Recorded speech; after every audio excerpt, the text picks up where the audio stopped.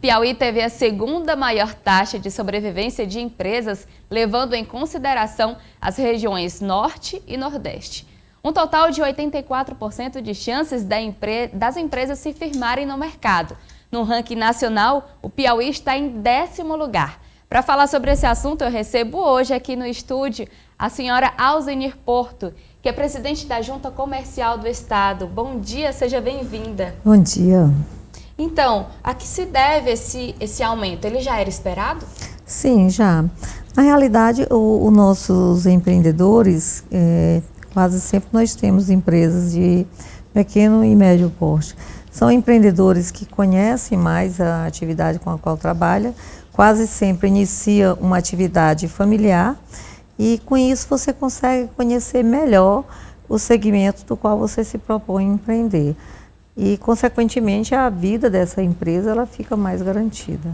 Mas essas empresas elas já são registradas lá na Junta Comercial, não é? Sim, nós temos hoje, inclusive, nós temos uma taxa muito pequena de informalidade, exatamente pela facilidade com que a Junta Comercial, através do portal Piauí Digital, juntamente com os parceiros, tem trabalhado essa questão, que é facilitar a vida do empreendedor, trazer o empreendedor para uma área segura, porque o empreendedor que não formaliza seu negócio é uma área muito incerta. Quer dizer, ele pode, com certeza, ter inúmeros prejuízos, sem contar os prejuízos sociais, né? Quem começa a empreender, começa pelas redes sociais, né? Abrindo seu negócio. Essa é a maneira certa de começar a empreender? Quais são as dicas que a senhora dá? Você tocou num ponto bem importante, que é uma quebra de paradigma. No passado, as pessoas olhavam que estava dando certo e colocavam ali sua empresa. Isso é um pouco perigoso, né? Porque todo mundo corria para o mesmo tipo de negócio ao mesmo tempo, deixando muito frágil aquele segmento. Hoje, as redes sociais trouxeram aí uma inovação imensa.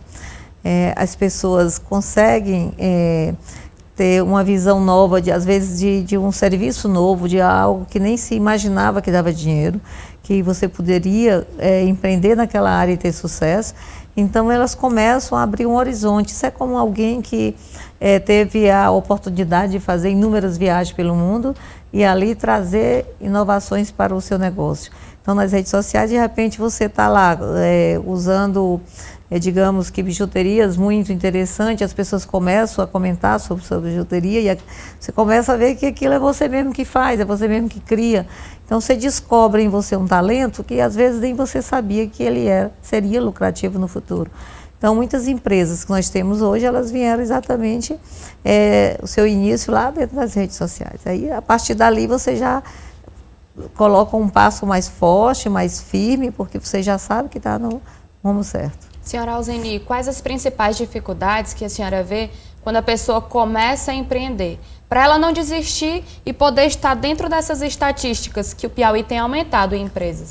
Isso é muito importante, porque eu acho que, primeiro, nós, enquanto poder público, temos que estar do lado do empresário. Nós temos que estar atento à necessidade do empresário.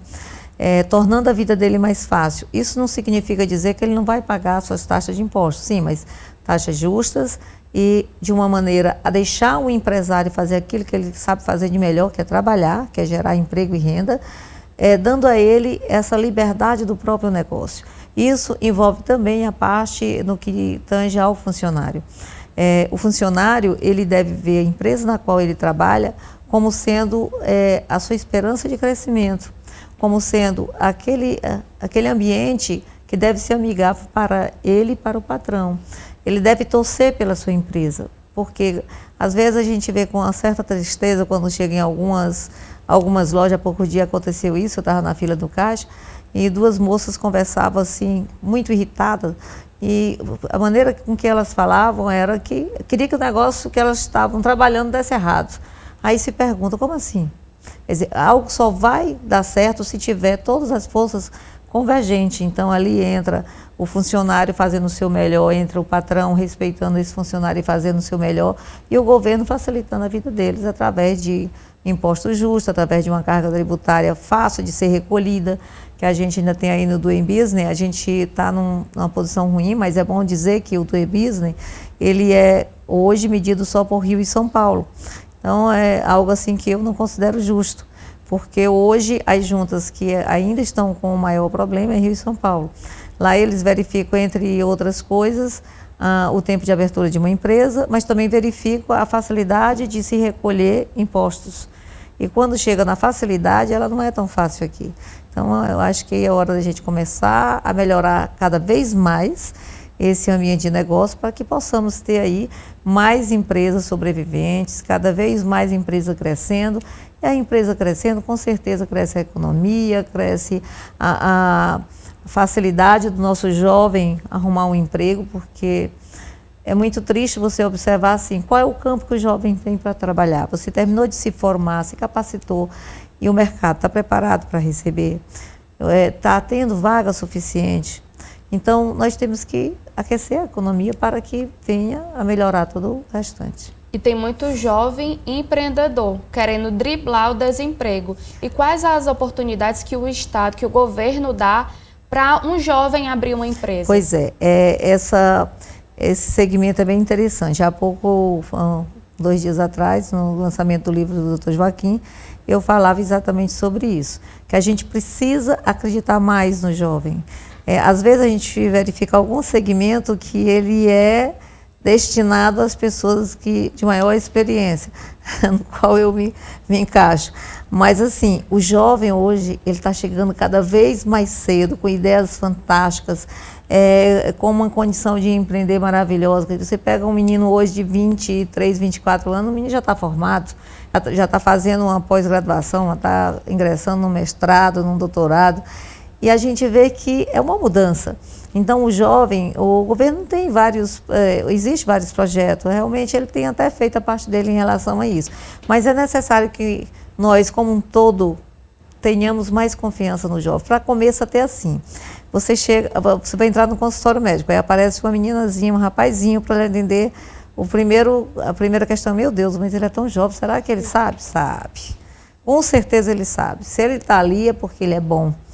Isso em todos os segmentos. Ou seja, ser jovem não é incapaz, né? Pelo contrário, é ser jovem, inteligente, de uma visão muito aberta e mudando totalmente os segmentos de negócio, onde o jovem está lá não como um funcionário, mas ele está lá como o dono do próprio negócio. E principalmente no que tange no mundo digital, que tange a questão de hoje das informações através de cada vez mais celeridade na maneira com que ela chega, seja através de redes sociais, seja através mesmo da própria tecnologia, o jovem ele tem se destacado muito. Você observa que os aplicativos mais interessantes que nós temos são desenvolvidos por meninos, praticamente. Muito obrigada pela sua presença, foi ótima a nossa conversa. Seja sempre bem-vinda.